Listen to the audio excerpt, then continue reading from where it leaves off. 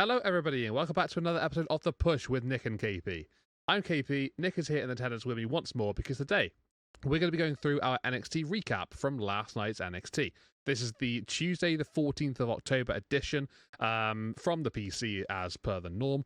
So let's get down into the action and let's discuss everything that went down on this very episode. So, first and foremost, we will start off the night with the NXT champion Ricky Saints, and this would be off of the heels of last week during the Survivor Series style matchup against TNA, and Ricky Saints being sort of left alone by Trickwilliams in the end, had a bit of beef with the former TNA World Champion now.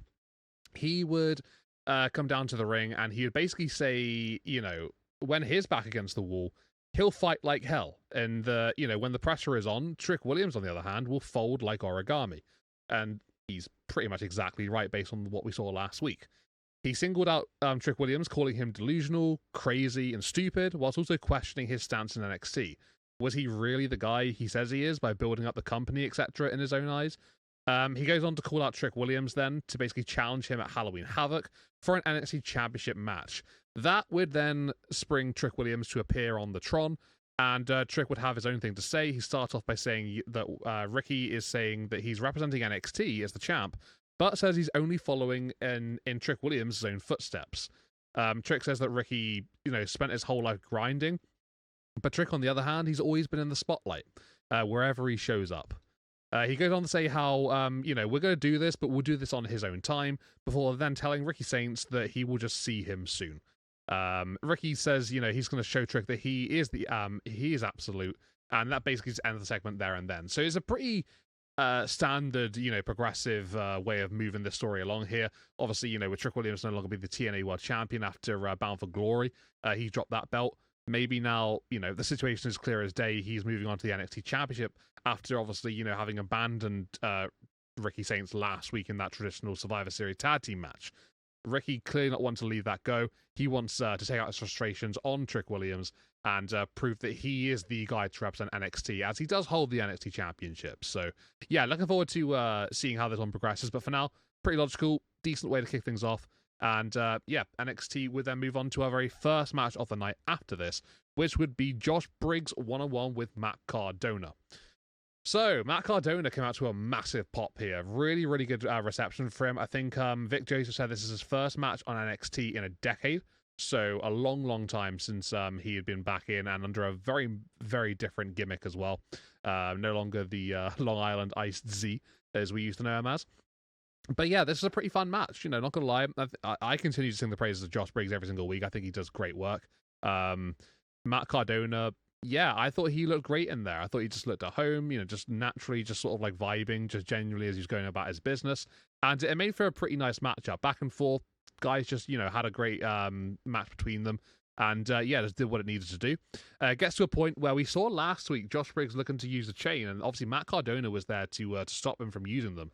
This time, Matt Cardona's in the ring, and the referee does actually spot the situation and see what's going on.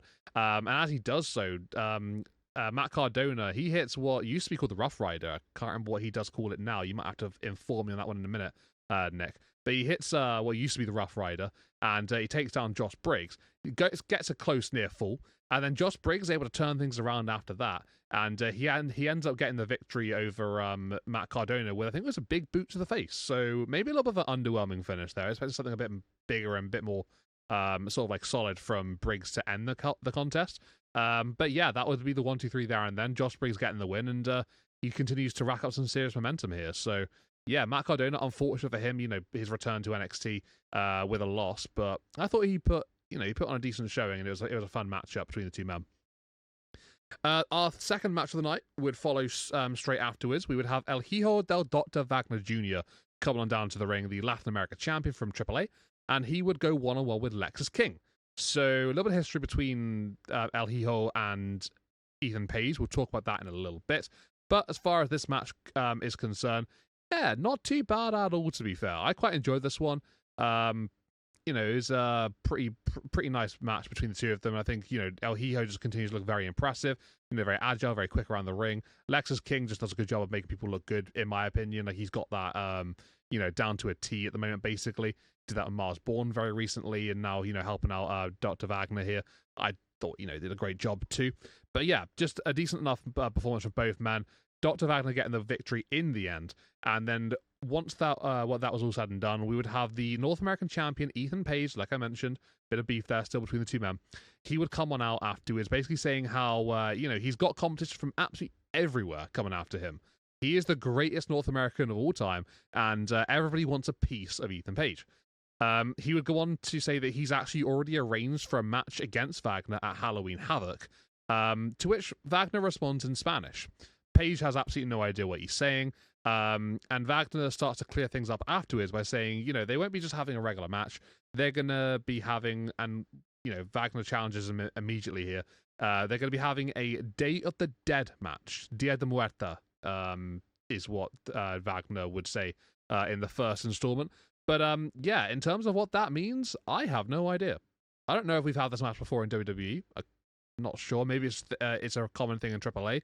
Haven't seen one since the partnership. So yeah, in terms of my understanding, I'm unfamiliar. Maybe you might be able to shed some light on that one, Nick. I'm not too sure, but if you can, I'd very much appreciate it, because I have absolutely no idea what to expect. Day of the Dead doesn't sound like something normal. It sounds like something very very niche, very gimmicky, but we'll see. It could be a lot of fun. Regarding our first half, though, what'd you make of it? Ricky and Trick, developing their situation here after last week's situation. Matt Cardona, first match back in a decade. He looked at home. Did you think so as well? And then the Dr. Wagner and Ethan Page situation, via Lexus King. Pretty decent first half. What'd you make of it all? Yeah, it was nice just getting back in the swing of NXT only things, largely speaking. We've been so busy with everything in terms of NXT and the TNA angle that now it's finally nice to see mostly NXT talent, obviously sprinkled in some AAA, TNA talent there as well throughout the night, but it feels more back to what NXT should be on a weekly basis. So it was nice to see that. Ricky Saints calling out Tricky for the NXT Halloween Havoc match. I like that. A little different. Meanwhile, the women have to go through a 20-woman battle royal to get a number one contender spot. But Ricky clearly wanting to clear the air up, obviously stemming from their disagreements, if you will, from the 4v4 match last week with TNA. So that kind of wrote itself. And Pretty Ricky, as Trick Williams called him. Trick is just so good on the mic. I know that was a pre-recorded promo, but he works the mic like few can in WWE. And just another week of me singing his praises. But Pretty Ricky up against Tricky. Sign me up. The Leon and Javon backstage segment, they kind of talk about that a bit, about how they're disappointed in their Bound for Glory finish, as we were, and we alluded to that on our reactions video for Bound for Glory, our very first TNA reactions video. So a short plug there. If you haven't gone to check that one out, please do. But the Hardys interrupt and basically state that the Dark State interference was more about them than their actual match, just happened to be when it was. And speaking of this, we later then see a backstage segment where Dark State does ambush the Hardys ahead of their rematch at Halloween Havoc. So nicely setting up that as well. And Matt Cardona, it's I've never quite understood why he isn't back in WWE, especially with Chelsea obviously killing it as well. If the rumblings of them revisiting the mixed max tag matches are true, then that even more of a reason to get him back here. I'm sure he's under a contract now, but maybe TNA, maybe we can at least borrow him from TNA for a bit just to see if that kind of goes well. But for the match itself, I thought it was, it was pretty good. The Briggs go away, continuing chant. I love that. But then this time, with the added counter of Matt, you stay. I love that as well. Two consistent guys. I think outside of Matt Cardona probably carrying this match a bit. I have to get the dig in on Josh Briggs. But yeah, I thought this was a good enough match. And maybe I'm not sure if I would have had Cardona losing, but clearly Briggs still being pushed quite a bit. So looking forward to where they go from here. I can't imagine Cardona will take that loss. And I believe that move, if you're referring to the one on screen, is called radio silence, if that was the one you were referring to. And it's very rare that I know a move and KP does. And KP is usually the move guy. So if that is correct, hopefully it is. Then we see another backstage segment with Hank and Tank, Chase U, and the Coling, all kind of setting up for a number one contenders match for the NXT Championship, Tag Team Championship, excuse me. And Izzy Dane is kind of leading everything there, advocating for the Coling, but keeping Tatum away from Lyra, who's still on NXT for some reason. But I just wanted to get a quick shout out there for Izzy Dane, who is absolutely killing it in her role lately. She just seems to just continuously thriving in the role she's been given with the Coling. So, and then with that, one more backstage or kind of vignette thing we get with the Fatal Influence.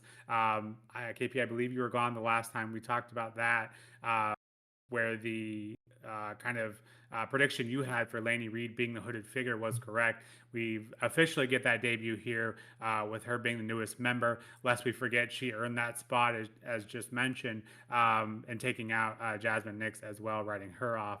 So just in case, we had forgotten, because there's been a ton of chaos since. So just making sure we are all familiar with that faction going forward. But definitely a new look, and I imagine more dangerous than ever. As for the El Hijo match with Lexis King, yeah, I thought that was a decent enough match. More so for me, the after effects or the after match happenings, though, of course, with Ethan Page stating that he can have a shot at that North American title that everyone seems to be gunning for. And that does absolutely feel correct, because it feels like every time Ethan Page turns his head, he has another challenger waiting for him. But yeah, looking forward to that match if it turns out to be as good as it should be at Halloween Havoc. But yeah, really decent first half of NXT. And like I said, nice to have things back in NXT, kind of focusing solely on, or mostly on NXT. And yeah, building quite nicely. We still have one more week to build for Halloween Havoc. So looking forward to that. Thanks for the tidbit there on radio silence. Yeah, I was doing my absolute head and I couldn't quite remember what it was, but yeah, that's exactly what it was. Yeah. Yeah, some interesting developments for sure backstage as well. You mentioned the Hardys and Dark State, that's an ever developing situation. The interaction with Javon and Leon Slater.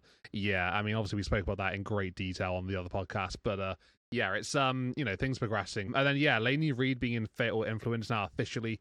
Yeah, I mean, puts a smile on my face. I got it right, so I'm happy with that one. I'm sure she's going to be a really good fit in there. Jasmine Nick's gone, so yeah, they need that third person, and we'll see how that develops going forward.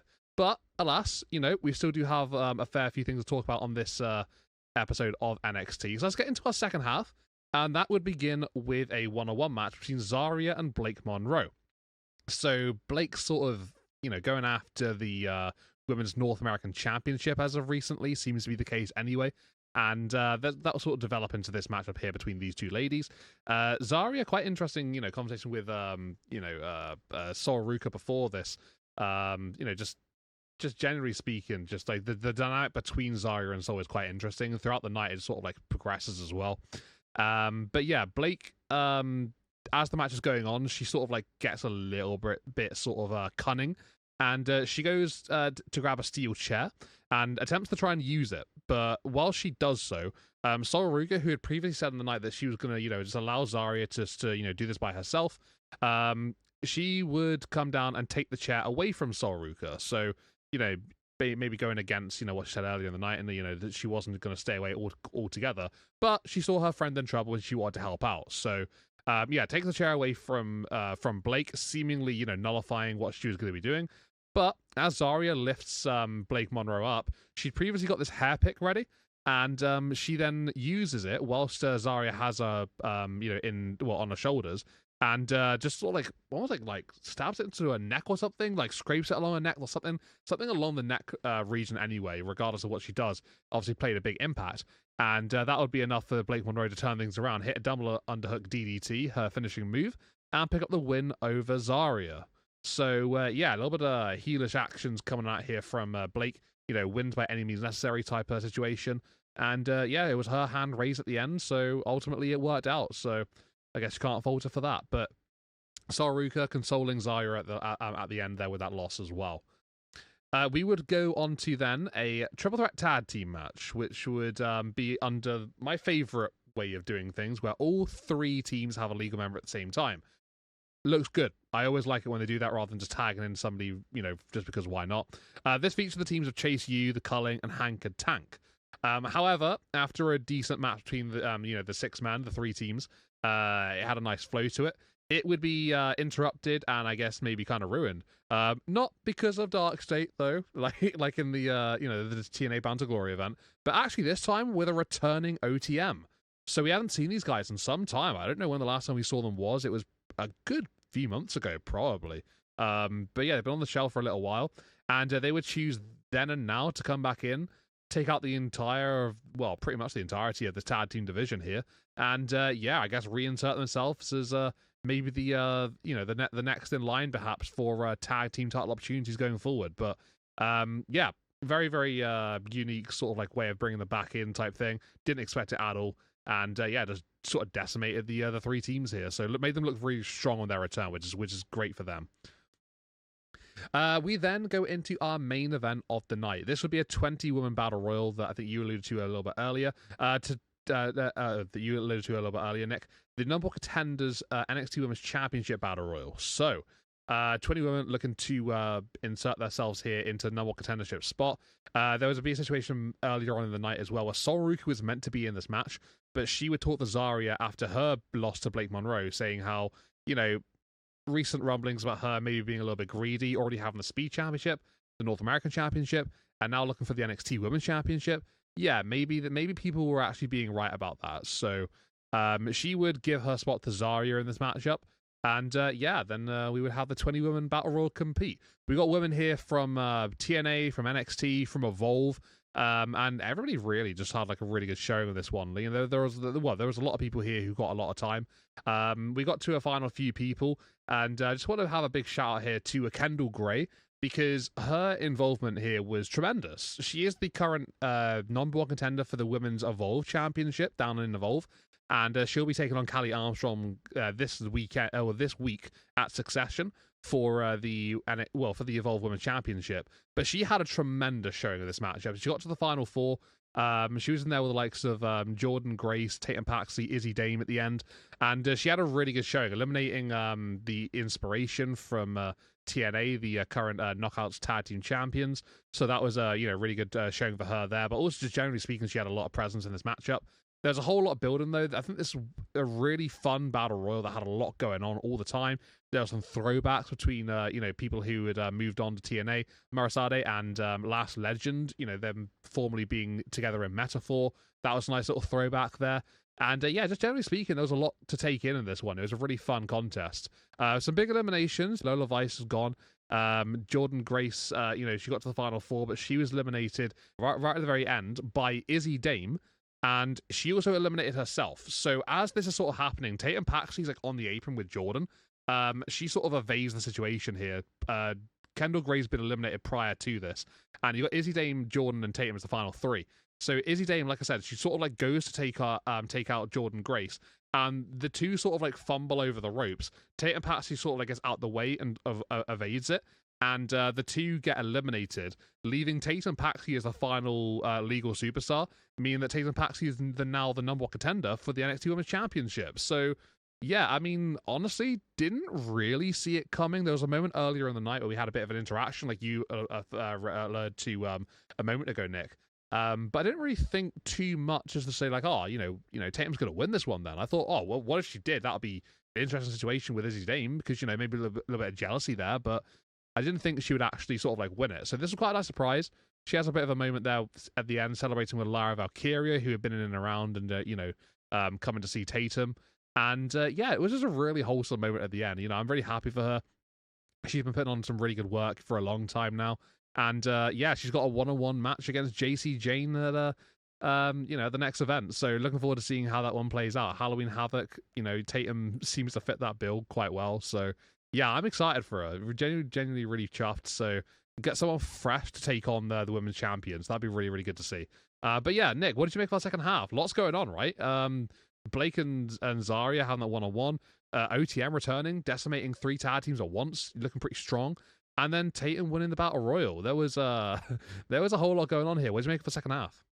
Yeah, it was a very action-packed second half as well. And but just wanted to hit real quick on another backstage segment where we see Stacks basically ask Leon for a shot at his X Division Championship, and to which Stacks is holding hands with um, Ariana Grace, Miss NXT herself, and which of course is the daughter of Santina Morello, TNA's a director of authority, and basically they just make the match happen right then and there. I know they had kind of uh, made an angle about that, but unless I missed it, I didn't realize that was actually going to be a thing because Stax and Ariana Grace are seen holding hands, and to which I looked that up and didn't realize they were actually engaged in real life.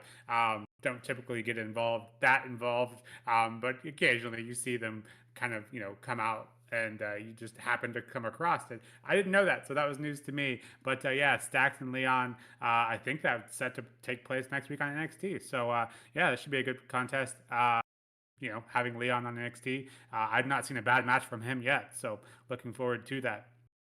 As for the Blake Monroe Zarya match, yeah, the match itself was good, but obviously before the match, we see a bit of Zaruka where Zarya appears to be fed up with Soul and her selfish ways, as Blake Monroe called out recently, making it clear that she was going after that North American title. Uh, but yeah, Soul does end up coming out and then costing her the match. So be careful what you wish for, I guess. Preventing Blake from using that chair, and Blake ends up using that hair pick. Yeah, a bit of a nasty looking spot there. But yeah, I thought that was a nice, a clever finish for Blake, continuing her kind of heelish ways, and Zarya kind of feeling like she's on the cusp of, finally breaking up that group. I'm convinced 10 years from now they'll still be together though. The number of times they have issues with each other and then next week write it off. I'm going to mention it every time because it's just entertaining at this point. And then before the next match, we have GM Ava announced that now that we're done with the women's speed tournament, we are now moving on to the men's speed tournament. So I know you haven't been super fond of those matches, but I like the women's well enough. So yeah, looking forward to maybe the men's will hit your stride a little more there for you, KP. And the tag match, it could have been good. Like you mentioned, it was cooking quite nicely. But then returning OTM, I think they've been gone since May, so a nice surprise to see them back and maybe trying to get their foot in the door to become a number one contender match or a number one contender for those NXT Tag Team Championships as well. So maybe 4 teams to compete maybe soon. I guess we'll have to wait and find out.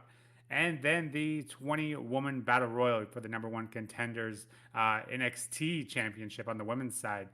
Yeah, I thought this was a really good contest as well. You kind of hit it already, but with the final four being Jordan Grace, Kendall Gray, Tatum Paxley, and Izzy Dane, all who which I think are viable competitors. I wasn't aware that Kendall Gray was busy on Evolve, but yeah, I thought she had a tremendous showing as well. Had that down in my notes, but Izzy eliminating Kendall Gray, but getting to the final four itself, I think is a good showing there. And from what little I have seen of Kendall Gray, I think she does show promise. I thought the ending was nice as well. As you kind of alluded to, Izzy definitely jealous of Tatum getting the win there, and Jordan, got to feel bad for Jordan. She's always on the cusp of getting something big, but always seem to fall a bit short. They did continue to tease her kind of rivalry with Kalani Jordan and the TNA Knockouts Championship.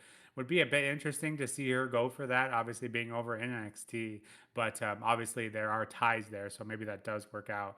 Um, but then yeah, Izzy also, like I mentioned earlier, just firing. Everything she does lately, I feel like is turning to gold. So yeah, a bit gotta feel a bit bad for her, but obviously a story there to be had with Tatum Paxley winning and realizing that the number one contender match or the championship match was going to be at Halloween Havoc. I kind of felt dumb for not thinking immediately Tatum perfectly fits that build, as you kind of alluded to. But yeah, all 4 women there. I don't think I would have been mad with the winner there. So yeah, a nice surprise to see Tatum win and then celebrate with Lyra. So you know, big fan of Lyra too. So yeah, love the ending there. But yeah, overall, oh, I guess, and then the finish to have Fatal Influence come out as well. So kind of the setting that up quite nicely before Fallon did run down. But yeah, overall, I thought a very productive NXT. You know, full throttle setting up for Halloween Havoc. So still have another week to see what we'll build in the meantime. But yeah, like I said at the beginning, it's just nice to be back to what feels like more normal NXT programming. Of course, we still have AAA and TNA talents in there, but big picture being back on NXT overall. But yeah, I gave this one a 7.5 out of 10. A very nice episode. Yeah, you covered a lot of good points there. I think it had a really good flow to it, just generally speaking as a show. It was nice to see sort of like, you know, a lot more NXT-centered stuff here. And obviously, you know, we just had Showdown, so naturally that sort of vibe does go back to normal straight afterwards. And yeah, I think it pretty much did exactly that. You know, we got another contender for the Women's Championship. Trick and Ricky, you know, they're working things out between those two. And, you know, we got a new tag. Well, we got a returning tag team coming back in. Yeah, just generally speaking, lots of stuff going on in this show, and just, you know, moving things really nicely, setting up Halloween Havoc in a good way. So yeah, as far as I'm concerned, things moved on really, really well here, and we got we got a few things to note down and to look forward to. So that's always great. Regarding this episode of NXT, then, guys, that is everything that we do have to say here at the Push. Thank you to everybody for tuning on in. If you liked what you saw here, then please consider hitting a like on this video, subscribing to our channel, and keeping up with future releases coming up very, very soon. Our WrestleMania project is working on quite nicely so far, and also other recaps and stuff that are coming up as soon as these wrestling shows do come out. If you've got anything to say here, then please let us know in the comments. We'd love to hear what you're thinking, whether it's good, bad, indifferent, anything. We'd love to hear what you're thinking about anything regarding any of these shows or podcasts. But for now, this has been The Push with Nick and KP, and we'll see you all in the next one. Take it easy, everybody, and we'll see you next time.